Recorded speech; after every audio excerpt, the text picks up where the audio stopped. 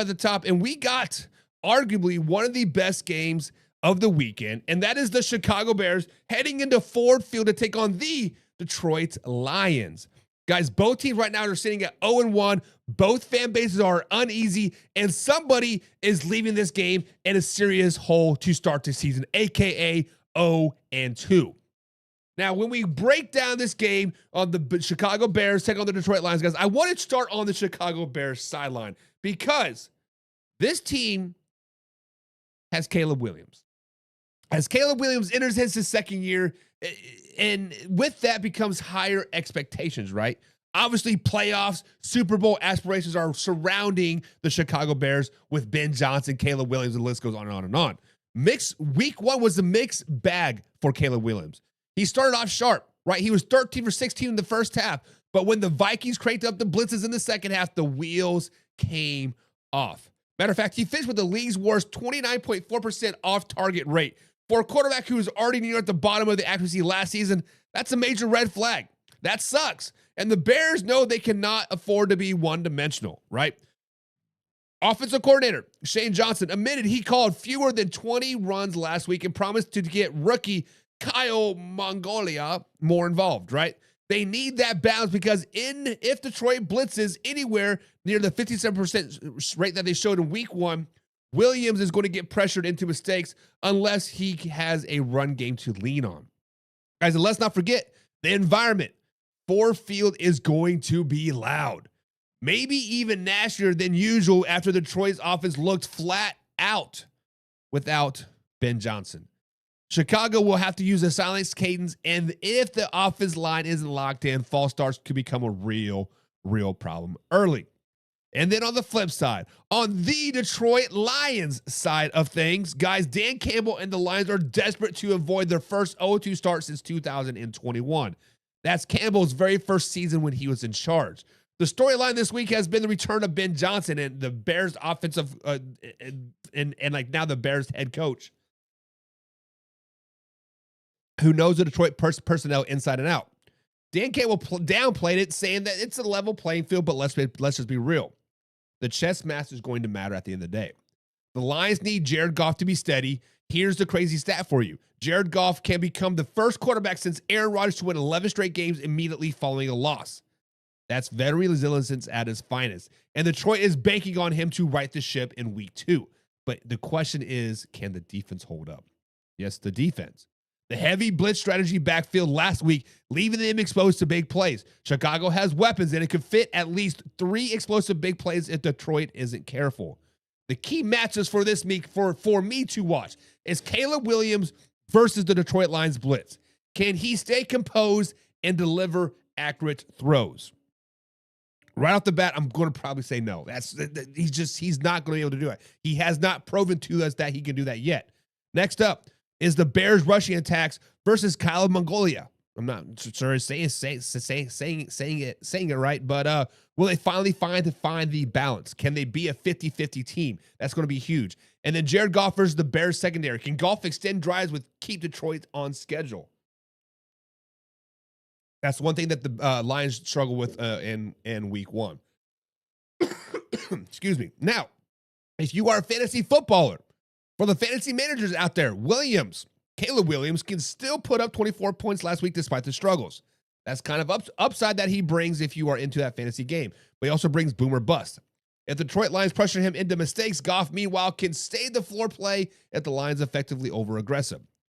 Vegas predictions, guys, had the Lions favorite at 6.5 with the over-under at 40.5. Dan Campbell is 51-30 against the spread. That's the best record since the AFL-NFL merger.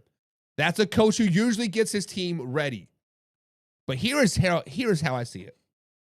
Chicago will look better this week. Caleb Williams will hit a couple of those deep throws. But at the end of the day, Detroit is at home. They're angry. They've got Jared Goff track record bouncing back on their side. And the Lions take care of business. I think the final score is 27-20 Detroit Lions at home. But what do you guys think? In the comments down below, guys, let me know. What do you think? Who is going to win this game? What is your final score, and why do they win? Let's move on to the next game on the docket. And that is an AFC East showdown. The Buffalo Bills travel to MetLife Stadium to take on the New York Football Jets. The Bills come in 1-0, and the Jets are 0-1. This matchup is all about which team can control the line of scrimmage and avoid costly mistakes.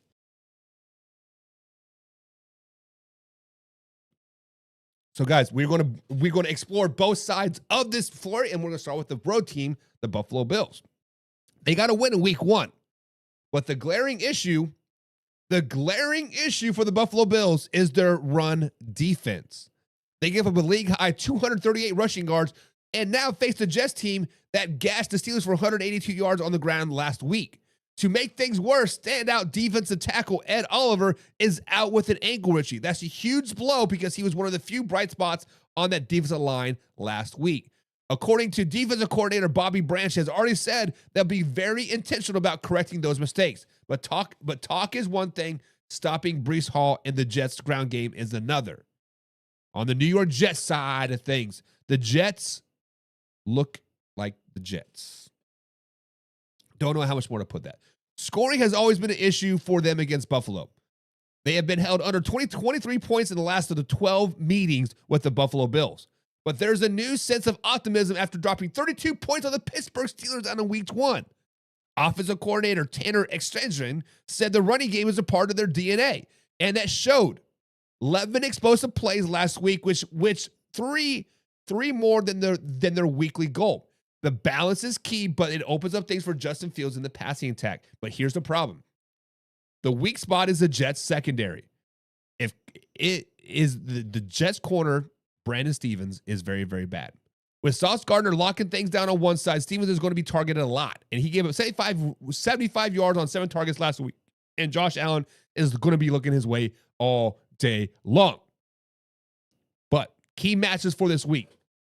Bills run defense without Ed Oliver versus Breece Hall. Can they stop the run? To be determined, right? That's going to be a big, big key. Key number 2, Josh Allen's versus Jets secondary. Can Josh Allen avoid turnovers? He has had 18 against the Jets since entering the league, more than he's had any other opponent. Take care of the ball, and he'll be just fine. Brandon Stevenson's versus the Bills receivers. If he can hold up, this game could kill the game fast. Now, if you're in the fantasy football realm, the fantasy football angle, Breece Hall is the name to watch this week. Last week, Derrick Henry put up nearly 30 fantasy points against the Buffalo Bills defense. Hall had 21 touches in week 1 and scored 16.5 fantasy points. That's an average over 15 against Buffalo in his career. If you got him, you should start him with confidence. On the other side, Josh Allen is always a high upside to play. But the Jets defense has a way of baiting him into turnovers. If you start him, you better be ready for the roller coaster. The Buffalo Bills are favored by 6.5, with the over-under being 46.5. The Buffalo Bills have covered 3 straight meetings against the New York Jets, so take that into thought. Now, my thoughts on this game. The Jets' run game is legit. Let's just be honest. The Jets' running game is legit. Without Ed Oliver, Buffalo is going to have problems slowing it down. But the biggest issue is the New York history. Josh Allen has dominated this rivalry despite his turnovers. And the Jets just haven't proved they can consistently score against Buffalo. Let's just be honest. I think the Jets make this interesting, but in the fourth quarter, Josh Allen makes enough plays and push the Buffalo Bills over the top. My final score prediction is Bills 27, Jets 23. But what do you guys think? Will the Jets ground control this game and flip the AFC East script, or do the Bills prove they're still top dog in the division? Let me know in the comments down below, guys. Remember to subscribe, hit the like button. Remember, we're live Monday through Thursday at 9 p.m. East Coast time and Saturdays at 9 p.m. East Coast time during this NFL season. Now, this is a live interactive show, so jump down the shot and let me know what you're talking about. My man James Frank's in the chat today. What is up, James? He says Bills. Bills, Bills, Bills. He says, do I need to repeat it again? The Buffalo Bills. I think Justin Fields has another good game, though. Could be an upset, though, but the Bills is a safe pick. You are correct. And I am going with the safe pick as well, James, in this game. I am picking the Buffalo Bills in a safe pick. I think it's going to be a battle, 27-23, obviously, but I think it is going to be a very, very close game. Guys, do not forget that we do have the NFL pick'em still happening. Win yourself some dollar bills, y'all. Click on the link in the comments down below, the pinned comments. Next up, here on a week 2 NFL preview show, we got a huge NFC North matchup in week 2, and that is the Cleveland Browns traveling to the Baltimore to take on the Ravens. Both teams are 0-1.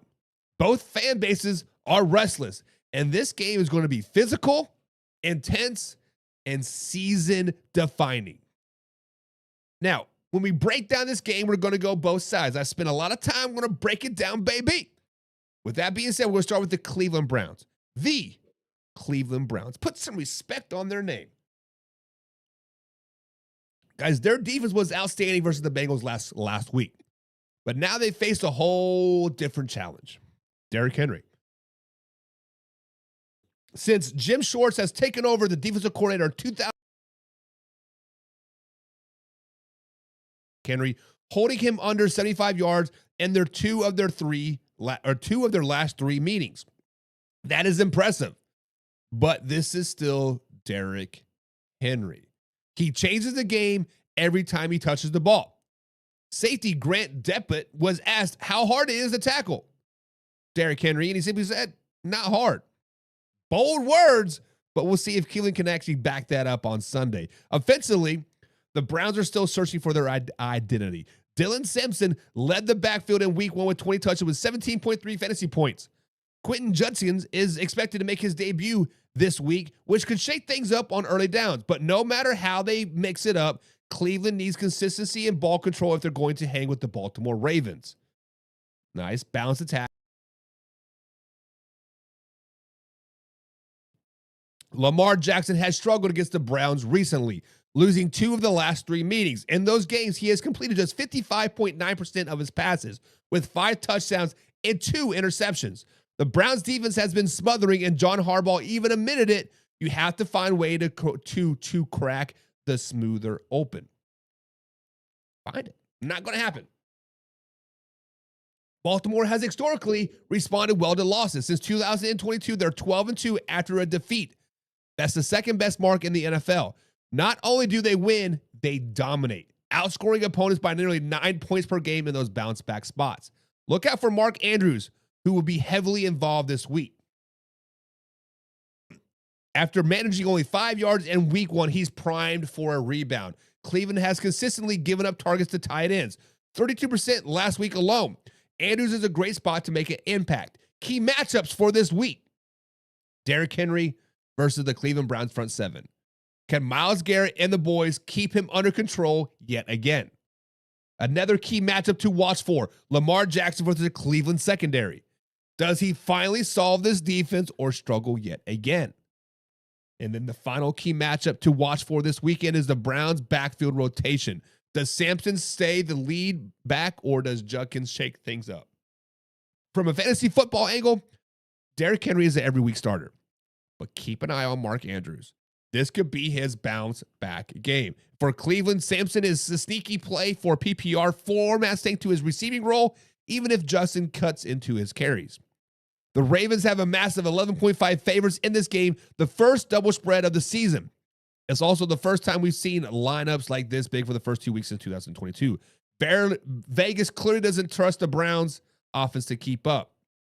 So my picks on this game is the Browns defense will fight, but I do not think their offense can hang in this one. The Baltimore is excellent at bounce back losses, and Lamar Jackson has too much at stake to drop another one.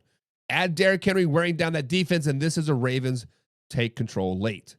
My final prediction is a Ravens 31, Browns 17.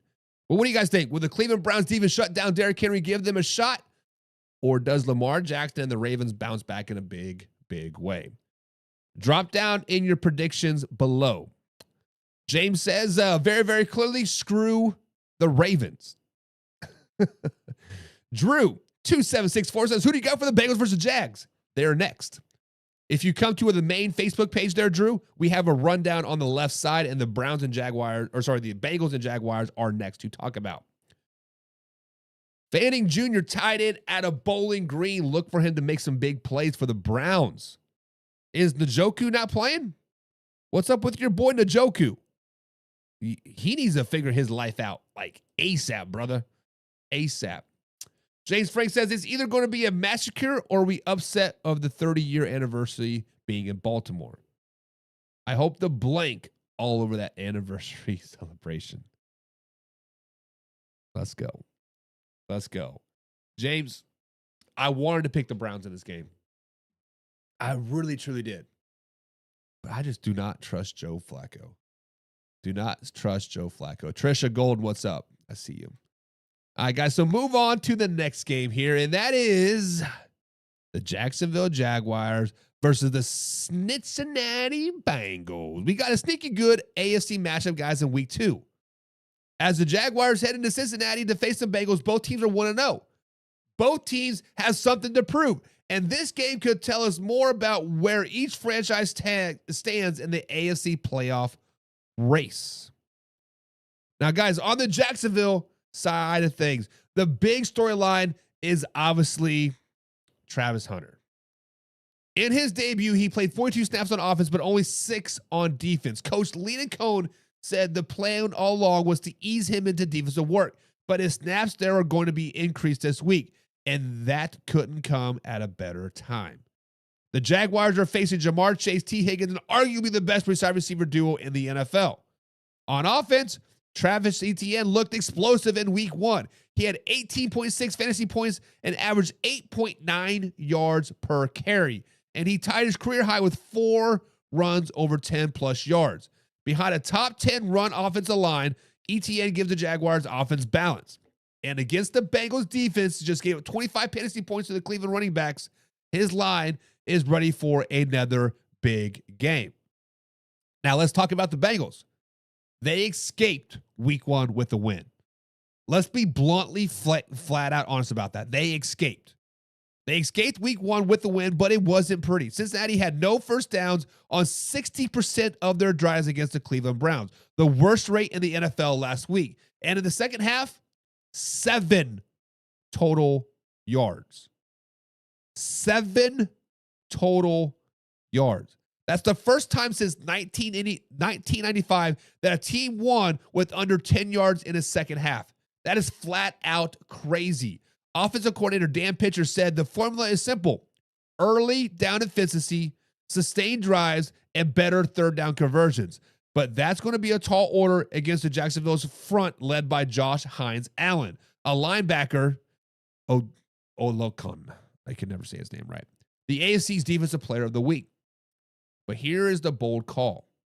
Hines Allen is projected to get at least 1.5 sacks this week. He had 29% pass rush win rate in week 1, even though he did not record a sack. And against Joe Burrow, who knows how to take sacks? Let's just be honest. This feels like a matchup where he could definitely make a statement.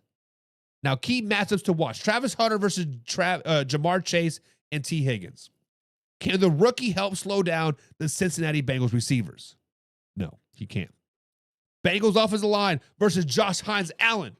Does he finally finish and bring Burrow down multiple times? I think that does happen. Travis Etienne versus the Bengals run defense. Will Jacksonville control the run game? Probably not so much. On the flip side, the Bengals aren't going to run very much anyways, right? But if you're looking at fantasy football, the fantasy football angle, Travis Etienne is a player to watch. He's coming off his best yards per carry performance since 2023 and faces a Bengals defense that just allowed backs to shred them through the air and on the ground. Start him with confidence. Joe Burrow is still a quarterback 1 option, but be wary. Jacksonville's pass rush could make him uncomfortable, and this might not be a shootout. Now, the Cincinnati Bengals are favored by 3.5 points in this game with the over-under of 48.5. Interesting note, unders are 16-7 in the Bengals games in September under Zach Taylor. Now, my thoughts on this one, I feel like this is going to be a grinded out type of game. Jacksonville has the run game and pass game to make things tough for Cincinnati, but at home, I think Joe Burrow does just enough to pull this one out late. It won't be pretty, but it will be a win. Final score, 23-20, Cincinnati Bengals on top. Well, what do you guys think? Will Trevor Lawrence and the Jaguars go into Cincinnati and steal a road win, or do the Bengals prove last week's offensive struggles were just a blimp? Drop your thoughts in the comments down below. I don't want that. I want this. Derek says the Colino versus Crawford fight is on Netflix. I have not watched UFC and boxing for a very, very long time, but you can definitely enjoy that fight, brother. Enjoy that fight. James says, Bengals. If Hunter covers Chase, I think he's going to give him a welcome to the NFL moment. He is definitely going to head tap him a couple of times. He's definitely going to find the end zone 3, 4, if not 5 times, if that does happen. But you never know. U-Kick says, hello. I am a NFL fan. Well, hello, NFL fan. Hope you enjoy tomorrow because week 2 is here, baby. But let's move on to the next game, and that is the Seattle Seahawks taking on the Pittsburgh Steelers. Guys, week 2 gives an intriguing cross-conference showdown. The Seahawks headed to Pittsburgh to take on the Steelers. The Seahawks are trying to avoid the 0-2 start, while the Steelers are looking to build momentum and open up after the opening 1-0 and start 2-0 on the season. This one may not be flashy on paper, but this has got plenty of storylines, and this is going to be a must-watch game. Guys, let's start off with the Seattle Seahawks on this side. The biggest question is cornerback Woolen. Mike McDonald was asked if Woolen would start on Sunday, and his response is just 2 words. We'll see. That tells you all need to know. Woolen has struggled, misplayed 2 big throws in the opener that cost the Seattle Seahawks the game. With Josh Jobe emerging as reliable option, Woolen is fighting for his job. Still, Woolen's size and speed makes him the only corner who can physically match up with DK Metcalf, a former Seahawk now on the other side. Even if Jobe starts, expect Woolen to see plenty of snaps in that matchup. On the offensive side of the thing, Seattle's backfield is in lux. Kenneth Walker III just had 5.4 fantasy points on 13 touches last week. He didn't look 100% either. Jack Charbonnet actually led the team in carries and outproduced him with 10.7 fantasy points. That's something to watch moving forward. If Kenneth Walker isn't healthy, the backfield should shift quickly to Charbonnet. Now, let's flip it to the Pittsburgh Steelers. The Steelers spent the offseason working to fix their run defense, but they struggled against the Jets in week 1. Coordinator Tyrell Lawson said the issues were more than just missed opportunities, but then getting bullied up front. But the question remains. This week, they will be tested in a different way against Seattle's zone running scheme. They'll have to do it without rookie first-round defensive tackle Derek Harmon, who's sidelined with a knee injury. Expect rookie Yala Black to see more action as a result. Offensively, this is all about Arthur Smith's system. Screen passes everywhere in week 1. The Steelers had a league-high 9% screen rate. Combine that with the Seattle's 8% rate, and you can expect screen games in this matchup galore. Key matchups to rocks. Woolen versus DK Metcalf. Can Woolen redeem himself and keep DK Metcalf in check?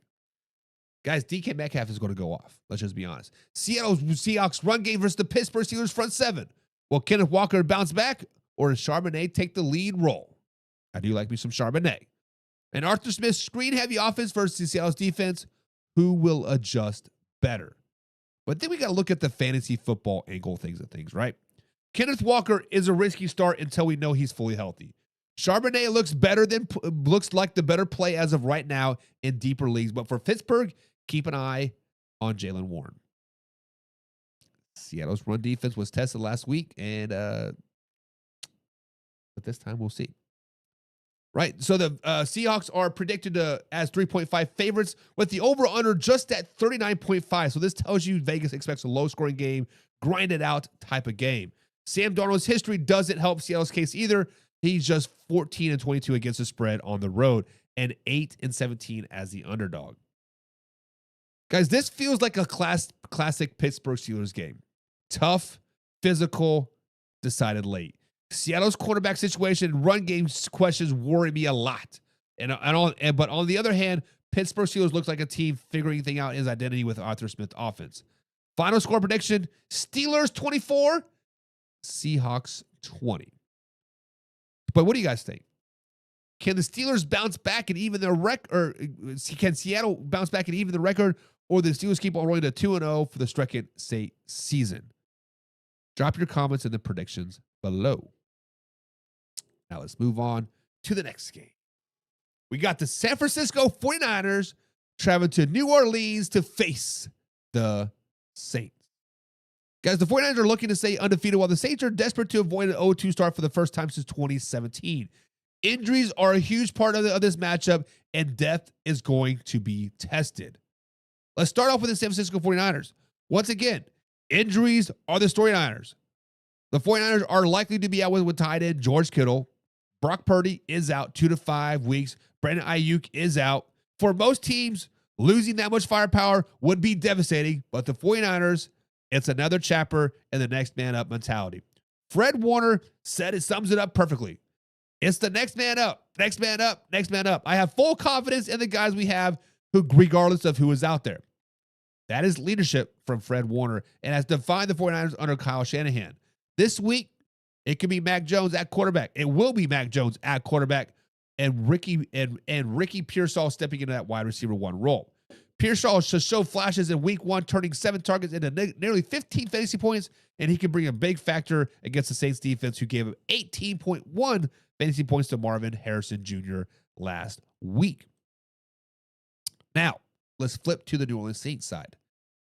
Safety Julian Blackmon is out after shoulder surgery, which means rookie Skanker will make his NFL start.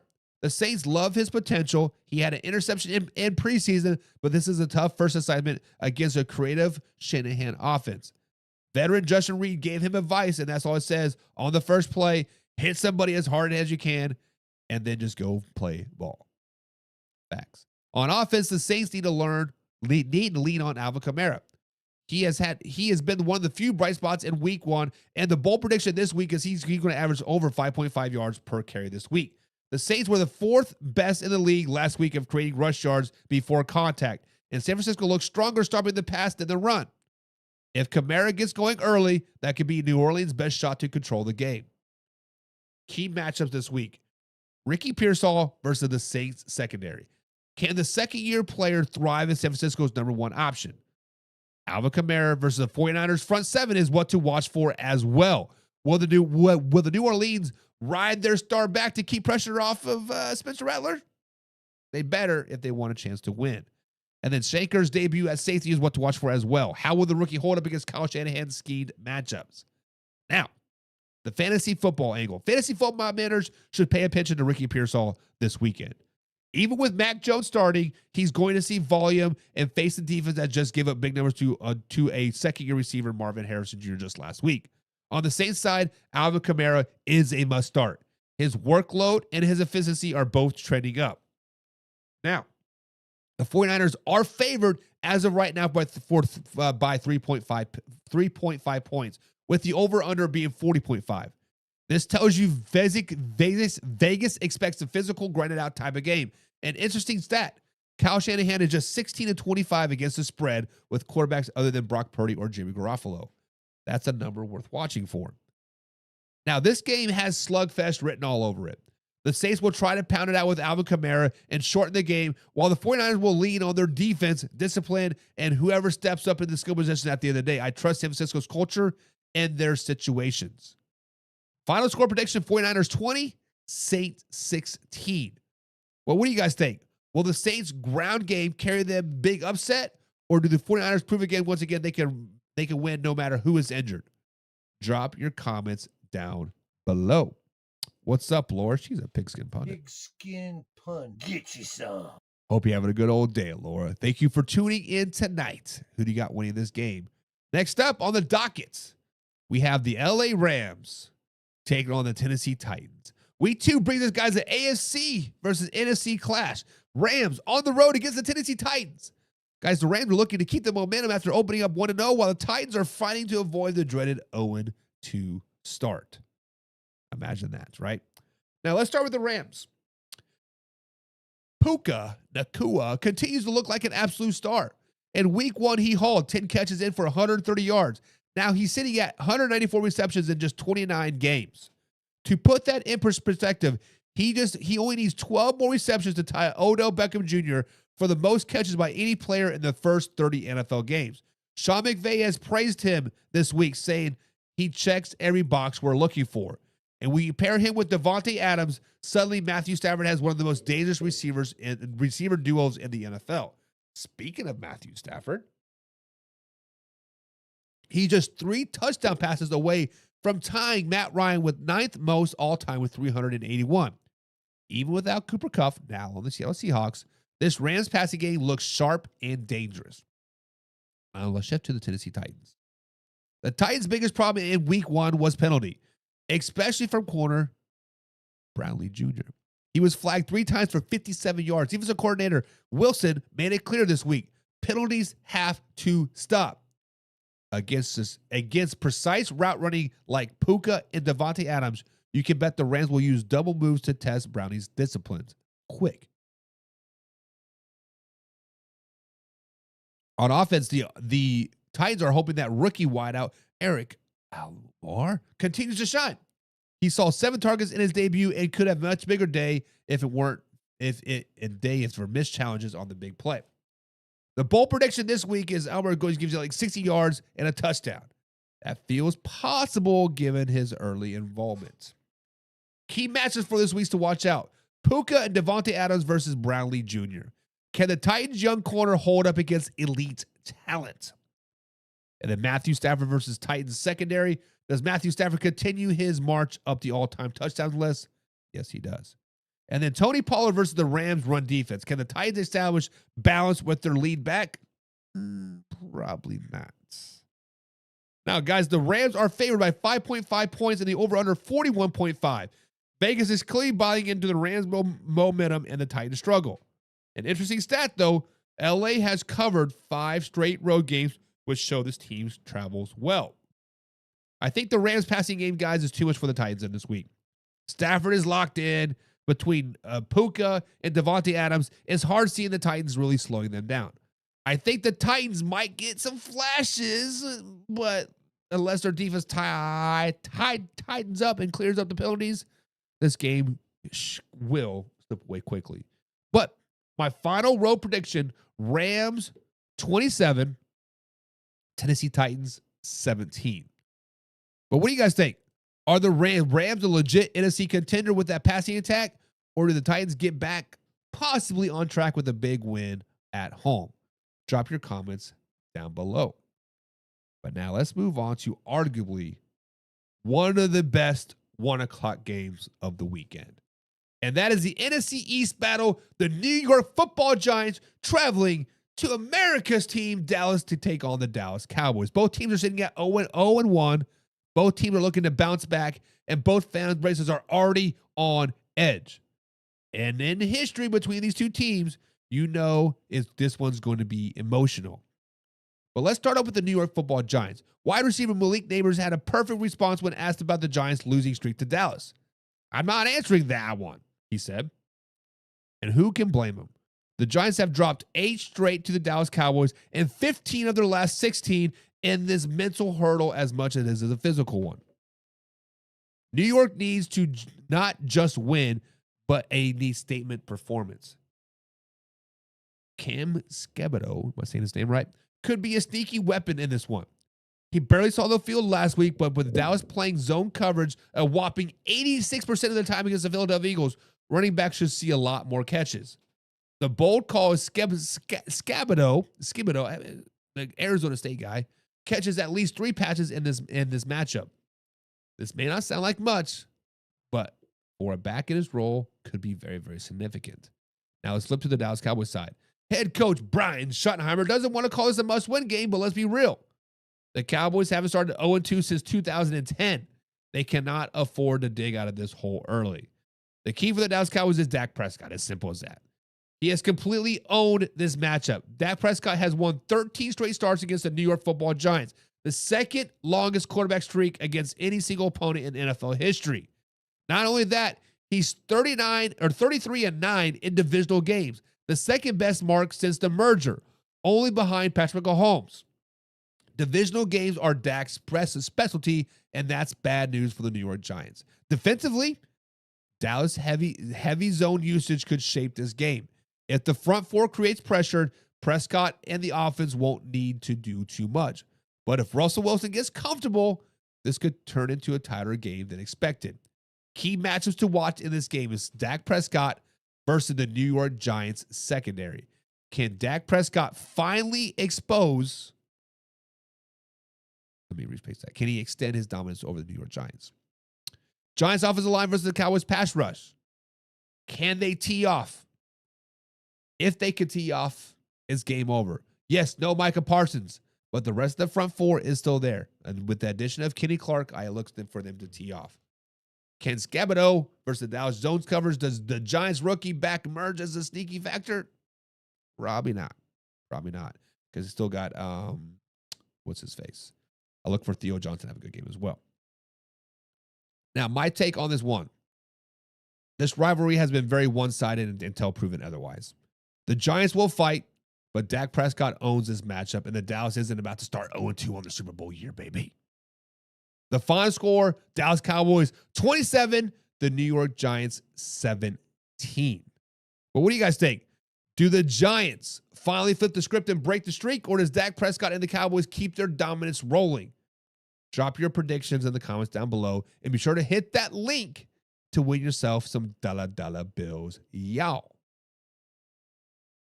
Now, week number 2 gives us another AFC East showdown, and that is the Miami Dolphins and the New England Patriots. The Patriots head down south to Miami to face the Dolphins. Both teams are 0-1, looking for their first win, and both dealing with some early season identity questions. Let's start with the New England Patriots, guys. The running game is under the microscope. In week 1, Stevenson led the backfield with 46 snaps. Travion Henderson saw 25, and Gibson just saw 5. The result, only 60 rushing yards. The fewest for the Patriots in the opener since 1996. Mike Vrabel knows that has to change.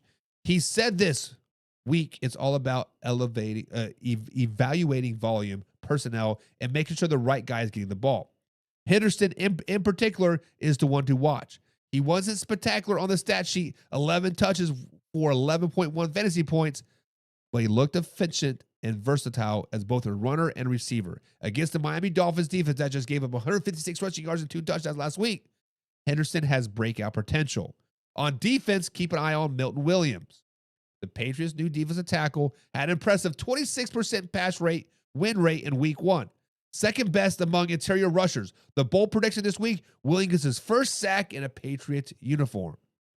Now let's flip things over to Miami. After their blowout loss in week 1, the message in the locker room has been simple. Keep perspective.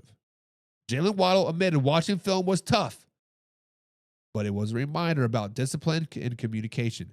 Mike McDaniel echoed that, saying too many players abandoned assignments trying to make big plays. But here's the reality. Guys, Miami Dolphins just look bad right now. They're out of sync, they're undisciplined, and physically beat last week. Even to a 7-0 record against the New York Patriots, or the New England Patriots, this version of the Dolphins doesn't inspire much confidence. Keys matchup to watch up, Patriots rushing attack against the Dolphins front 7. Can New England finally get the ground game going? Henderson versus the Miami linebackers does a rookie flash in his second game. We'll see about that. And Tua versus the Patriots secondary. Can Tua protect the football and keep the streak alive? I don't know. It is tough. But guys, Miami is a slight 1.5 point favorite in this game with the over-under of 42.5. But here's the kicker. The Dolphins have covered 9 straight meetings against the New England Patriots. So something has to give. I'm going against the grain here. I think the Patriots win this game. Miami looks like a mess. Their defense is soft. Their discipline is lacking. And their offense is nearly as explosive as it is hyped up to be. This is a spot where Mike Vrabel's team gets physical, slows down the game, and pulls off the upset. Final score prediction, New England Patriots 24, Miami Dolphins 17.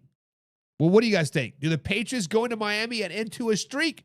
Or do the Dolphins bounce back at home? Let me know your predictions down in the comments down below. Week 2 also brings us another fascinating AFC matchup. That's the Denver Broncos traveling to the Indianapolis Colts to take on the Colts. Both teams right now are sitting at 1-0. Both coming off impressive wins, right? And both looking to prove that they are for real. This one has chess match written all over it. But let's start with the Denver Broncos. Sean Payton's defense has everyone's attention after week 1. They led the league in several categories, and they'll try to keep Daniel Jones from looking sharp as he did versus in the Colts opener when he went 22 for 29 for 272 yards. Vance Joseph's style is aggressive. He likes to blitz with 5-man pressures early and often. The problem? Jones carved up Miami, who blitzed nearly 49% of the time. That means Denver has to be smart. They can't afford to overblitz and let the Colts punish them quick reads. The big concern for Denver? Quarterback Bo Nix has had issues with turnovers. Since the start of last season, he is tied for the most multiple interception games in the league. If he makes those same mistakes against a disciplined Colts defense, it could swing the outcome. Now let's look at the Colts. Defensive coordinator Lou couldn't have asked for a better debut, and his unit held the Miami Dolphins to just 211 yards and forced 3 turnovers. He disguises and blitzes and had the Dolphins completely out of rhythm. But this week he faces Sean Payton, one of the best play callers in football, and admitted it's going to be a much tougher test. On offense, Shane Steichen has Daniel Jones looking comfortable in a rhythm. Tight end Tyler Warren is quickly emerging as Jones' go-to guy. He led the Colts in targets and reception last week, put up nearly 15 fantasy points, and even lined up all over the formation. Expect him to be a safety blanket again, especially with Patrick Surtain locking down the injuries outside receivers. Josh Downs is a name to circle as well. After a quiet opener, he's positioned to bounce with a big game out of the slot, where Denver might be more vulnerable.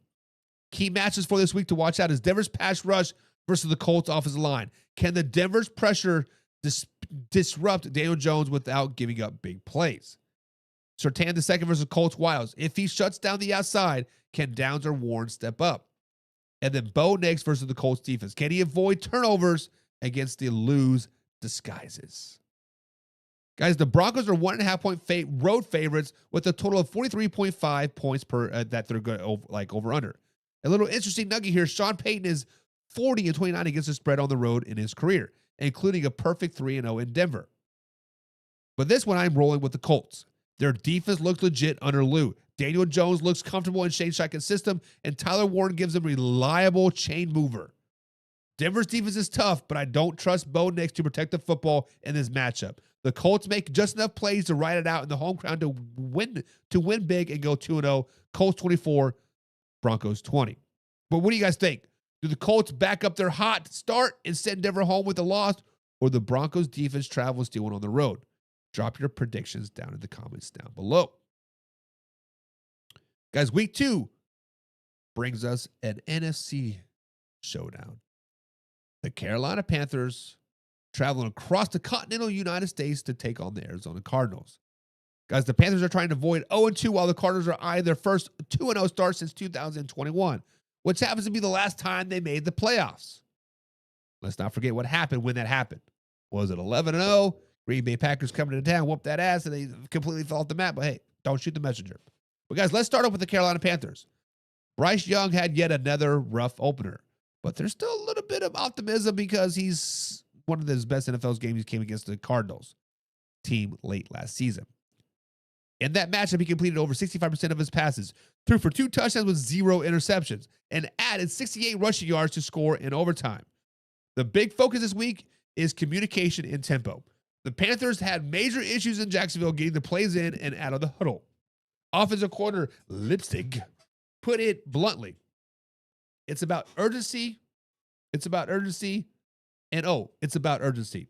If they can clean it up, Bryce Young might be able to settle in and find some rhythm against Arizona.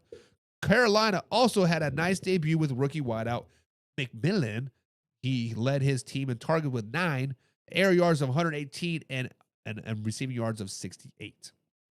He only put up 11.5 fantasy points, but the usage screams long-term value. Expected to be heavily involved. Now for Arizona. Jonathan Gannon was happy with his team in week 1 win over the Saints, but made it clear they have room to improve in all 3 phases. He reminded everyone that the Cardinals lost to this Panthers team late last season, so they know better. They better not take them lightly. His message is, the rust is off, time to get going. Kyler Murray is the key here. Last week, he finished with -4% completion percentage over the expectation, which is below his career average. The bold prediction this week, he swings back strong with a +4% position or better, especially against what looks to be a weak Carolina pass rush. And don't forget, he's got Marvin Harrison Jr. Now, he can tilt the field a lot. But key matchups to watch up: Bryce Young versus Carolina's defense. Can he replicate last season's success, or will the struggles continue? Also watch for Kyler Murray versus the Panthers' pass rush. Does Murray get back on track with a cleaner, more offensive game? We'll see about that. And then Terrion, is that how you say his name? Terrion McMillan versus the Arizona secondary. Can the rookie keep building momentum as the Carolina's top option? Now, the Cardinals are favored by 6.5 with a total over-under of 43.5 in this game. My eyes are starting to burn it. My bad. But my take is this feels like two teams headed in two different directions. Carolina is still trying to figure things out with Bryce Young when the Arizona Cardinals looked energizing with Kyler Murray and Marvin Harrison Jr. running the show. And the home crowd, I think the Cardinals control this game from start to finish. Let's just be honest. The Cardinals win 27-16, pretty much dominating all game long. Now let's move on to the Philadelphia Eagles taking on the Kansas Chiefs. This game is tough for me. This game is tough for me. Because I am a Kansas City Chiefs fan. I am. But sometimes you got to take your bias out of it and do what you got to do. But week 2, guys, give us a game circled on every NFL's fans calendar. The Philadelphia Eagles take on the Kansas City Chiefs. A Super Bowl rematch, two powerhouse franchises, and a chance that one team can make an early season statement. Let's start with the Philadelphia Eagles. The concern here is the secondary. Jackson is penciled in as a starter opposing rookie Mitchell, but Vic Fangio didn't exactly give a vote of confidence when asked. Jackson allowed over 100 receiving yards in an opener and missed 2 tackles. If he struggles again, look for Bennett to see some action. Safety is another concern for the Philadelphia Eagles. Magupa and Sidney Brown split reps last week, but had some costly breakdowns. Vic Fangio said he was okay against Patrick Mahomes. Okay isn't going to cut it, right? The secondary will have to be sharper if the Eagles want to win this matchup. On the bright side, the pass rush is still ferocious. One bold prediction: backup edge rusher Josh Uch makes big plays. Former Kansas City Chiefs, by the way. He had a strong week 1 and now lines up against a shaky left tackle Chiefs offensive line. Both Josh Simmons and Stamusa ranking in the bottom 10 of their position in pack blocking win rate. Now for the Kansas City Chiefs. Chiefs enter this game with revenge on their mind. Chris Jones said it best. It gives us a little more of an edge that we didn't win. That we have an opportunity to play these guys again. It's about the payback. But the Chiefs are also in an unusual spot. For the first time in a long time, they're not defending champions. They are the hunters. And they desperately want to avoid an 0-2 start. Patrick Mahomes has his work cut out for him as well. Hollywood Brown was his go-to in week 1, leading the NFL with 16 targets. With Rashid Rice being suspended and J.J. Worthy out, Brown could be a volume monster again. The Eagles did give up 24 fantasy points combined to CeeDee Lamb and George Pickens last week, so expect Mahomes to test the secondary early. Key matchups to watch up: Eagles pass rusher versus the Chiefs offensive line. Can Mahomes stay upright against his relentless pass rush? Because he could not do it in the Super Bowl. And then Jackson versus Hollywood Brown. Will Philly's shaky corner situation be exposed? And then Jalen Carter versus Josh Simmons. Does Jalen Carter turn pressure into game-changing plays? We'll see. The Eagles are a slight 1.5 road favorites with the over-under of 46.5. One interesting nugget: the Chiefs have been favored 22 straight home games, which the streak ends this week.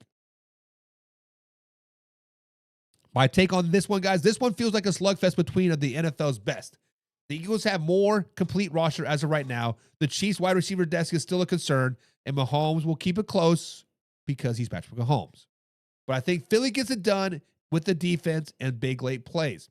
My final prediction is the Eagles 27, Chiefs 23. But what do you guys think? Do the Eagles prove that they are the team to beat in the NFC yet again, or do the Chiefs get the revenge and bounce back at Arrowhead? Drop your comments down below. Next game up on the roster is Sunday Night Football. It gives us the Atlanta Falcons heading into Minnesota to take on the Minnesota Vikings. Guys, the Falcons are looking to bounce back after ugly week 1 loss, while the Vikings are trying to build momentum after opening the season 1-0. Let's start with the Atlanta Falcons. This offense is supposed to be built around the running game, but in week 1, it completely collapsed. The Falcons ranked second in rushing success rate last season, led by Bijan Robinson in a powerhouse offensive line against the Buccaneers in week 1. They were second to last. Their run block win rate plummeted to 30th in the league, just 63%. Coach Raheem Morris said it wasn't just losing right tackle Caleb McGurry for the season, but we didn't play well as a group. If the Falcons want to have any chance in Minnesota, they got to get back to the bread and butter. That's physical, consistent rushing attack. There were some positives, though. Second-year quarterback Michael Penix Jr.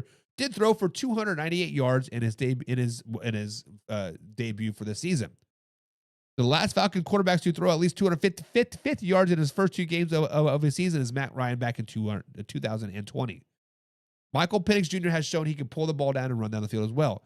Now, Atlanta has complete with that balance. Now for the Minnesota Vikings. Kevin O'Connell made it clear to his defense that Penix is a better runner than people give him credit for. They just saw Caleb Williams burn them for 58 yards and a touchdown on the ground last week, so containing mobile quarterbacks is a very, very big concern for the Vikings moving forward. This defense could be thin. Linebacker Cashman is on injured reserve, and both Andrew Van Ginkel and Jeff are in concussion protocol. That could open up opportunities for Atlanta Falcons to get if those guys do not play. Special teams is also worth watching as well. Rookie Miles Price flashed real juice as a returner in week 1, ranking second in the league in yards of over expected on punt returns. Do not be surprised if he breaks one on prime time. On offense, the Vikings used a near even backfield split even in week 1. Aaron Jones got the big touchdown run, but Jordan Mason actually led in carries. Expect a 50-50 approach again to continue, which makes both teams flex-worthy managers. Keys matchup here, Falcons offensive line versus the Vikings defensive unit. Can Atlanta reestablish their rushing identity in this week 2 matchup? Now, the Vikings are favored by 3.5 points in this game. The over-under is 44.5. The betting trends aren't kind to Atlanta. They're just 1-5 against the spread and as underdogs since Raheem Morris took over. Guys, this game comes whether down the Falcons can get back to who they are or they can run the ball. Asking a second-year quarterback to carry their time in prime time versus the Minnesota Vikings is a little bit too much. I like what Kevin O'Connell is building, and even more with the defensive injuries. I think the Vikings make enough plays to win the game at home. Vikings win this game 27-21. But what do you guys think?